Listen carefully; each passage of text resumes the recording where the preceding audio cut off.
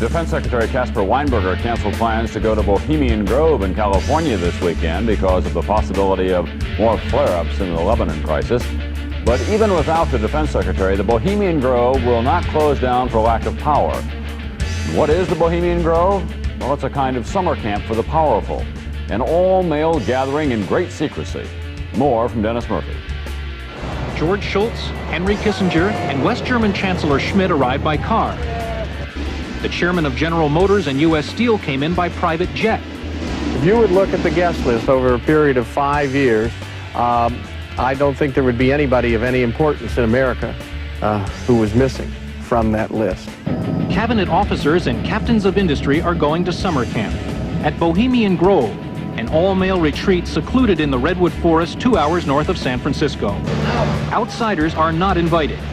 What's hidden away is a little bit of Boy Scout camp and a lot of fraternity hokum. There are rituals, bonfires, and the burning of effigies. The members live in lodges with names like Wolf and Caveman.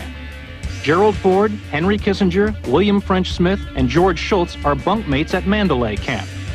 President Reagan's camp, Owl's Nest, is famous for its Eggs Benedict and Ramos Gin Fizz breakfast. But for the most part, stories about what happens in these redwoods are hard to come by.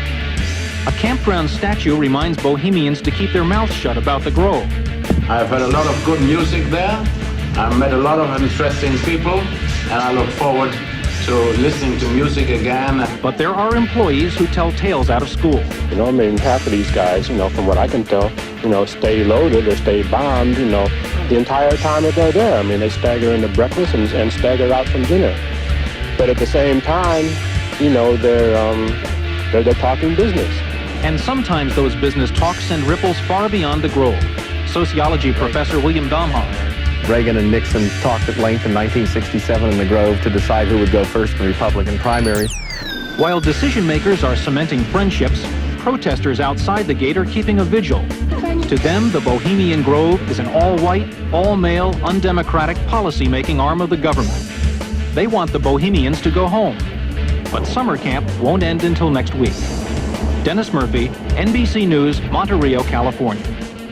Another important icon of the Bohemian Grove is the giant statue of an owl. Commonly misidentified as Moloch, the owl actually represents the Roman goddess Minerva, also known as Athena in Greek mythology. Ishtar, who is Isis, who is Freya, who is Queen Mu, who is the goddess of 10,000 names, and for which the Demiurge's priests quantify as the whore of Babylon. So why then do we see the use of the owl in so many symbols relative to the occult? Because at the core of the occult, it is believed that it is Isis, or the owl, which maintains and holds the power of intuition and vision in the darkness. The symbol of the Bohemian Club, as they call it, is the owl. Now, the owl is significant to the Illuminati going right back to Babylon. This is an original Babylonian goddess. Ishtar, however, is key, for Ishtar is often pictured with the feet of owls, and resting at each side of her feet are two owls. The owl, in short, is the goddess.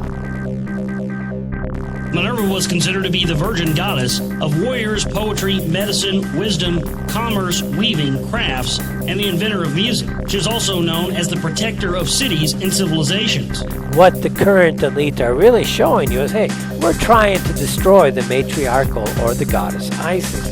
And so they create this major ritual every year, and they're basically reinforcing within their own occult mentality this ongoing war against the matriarchal systems. On a map of the Congress building, and it's got the Congress in its belly. How appropriate. They have a pentagram-shaped building of the Pentagon. Washington, D.C. is a big Egyptian necropolis, a big city of the dead. Queen Semiramis, going back to Babylon and Sumeria yet again. Queen Semiramis, of course, is also known as Columbia. And, of course, what is Queen Semiramis? Well, Columbia, we have a big statue of her in New York, probably given to us by French Freemasons. And so you see this goddess.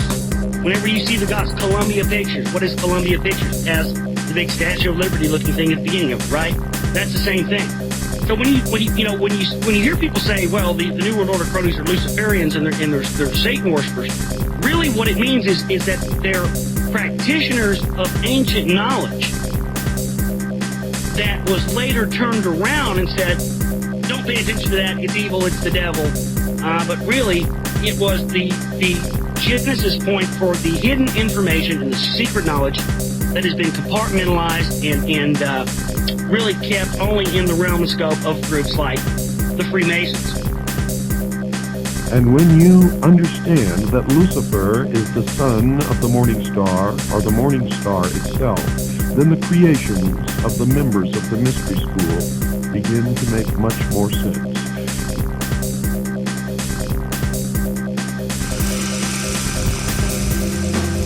Privacy is one of the Grove's most cherished virtues. Members may not photograph, record, speak, or write about activities at the retreat. While many public officials are Grove members, the press is a distinctly unwelcome guest. We're from ABC News. Well, get back to... Can we talk to somebody in the... Get back to... And sociology professor William Dumhoff found out enough to write a book on the place. Well, I think it's a playground for the powerful. It's a place where wealthy men from all of the United States gather for 2 weeks to relive summer camp with this ceremony called the cremation of care that begins the 2-week encampment where the body of dull care, symbolizing woes and concerns, is burned on an altar in front of a big owl statue. When that ceremony ends, they all start to cheer and yell and hand each other a beer. Like a boys' camp, the Grove has a symbol, in this case a somewhat fierce-looking owl. It also has a patron saint, St. John of Nepomuk, a legitimate 13th century Bohemian canonized for his sense of honor.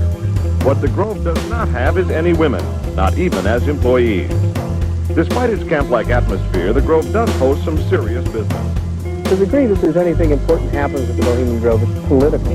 The important speeches that have been made at the Bohemian Grove have been made, for instance, and the best example, by Richard Nixon. Eisenhower gave a speech there. It was the first time the West Coast establishment really saw him close up. Let's look at Northern California. You understand? Yeah. You know what's happened in San Francisco. San Francisco just gone. It's clear over. I know that, but it isn't just down in the rowdy part of town. Now, but the upper class in San Francisco is that way. The Bohemian Grove that I attend, one time at a time, the Easterners and the others that come there. But it is the most faggy goddamn thing you could ever imagine in San Francisco crowd, because it's just terrible. I mean, I don't want to shake hands with anybody in San Francisco. President Nixon had planned to speak Saturday to the Bohemian Grove, a private club of businessmen outside of San Francisco. Today he canceled it and said the club has a tradition of speeches off the record. If he spoke, the press would try to find out what he said there, likely would succeed, and he didn't want to violate the club's tradition of privacy. Discussions at the Grove in the 1930s helped lead to the development of nuclear power and the atomic bomb. It was at the Grove in 1967 that Richard Nixon and Ronald Reagan hashed out differences over their presidential ambitions. Each year, guests like Henry Kissinger or Zbigniew Brzezinski address members on their areas of expertise. Presidential counselor Edwin Meese will be among this year's speakers. And each year, other guests come to the Grove simply to enjoy themselves. This year, CIA Director William Casey is a scheduled guest of John McCone, former CIA Director. Baseball Commissioner Bowie Kuhn has been invited as a guest of baseball owner Peter O'Malley. Despite the presence of so many notables, the Grove is not without its small headaches. Anti-nuclear demonstrators gathered near the entrance to the retreat this year to wave signs and chant slogans. The Grove is also facing a suit from the state of California because it refuses to hire women. Still, the Bohemian Grove seems in no danger of passing.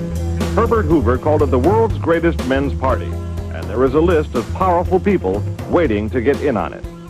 Steve Shepard, ABC News, San Francisco. All right, back to our phones. John, San Diego, KFMB. Hey, John, how are you? Good. Let's talk about the Bohemian Grove and the kickoff of their summer festival in July, which is a mock human sacrifice, Sean. You're out of your mind. You're a sicko. Where's Mark Levin when I need him? You big dope. This guy's a nutcase. Let's go to John, San Diego. What's going on, John? How do you feel about the private presidential resort, the Bohemian Grove, having... All right, I don't know what you're talking about, and I don't care. You get the Kool-Aid crew, the Bohemian Grove.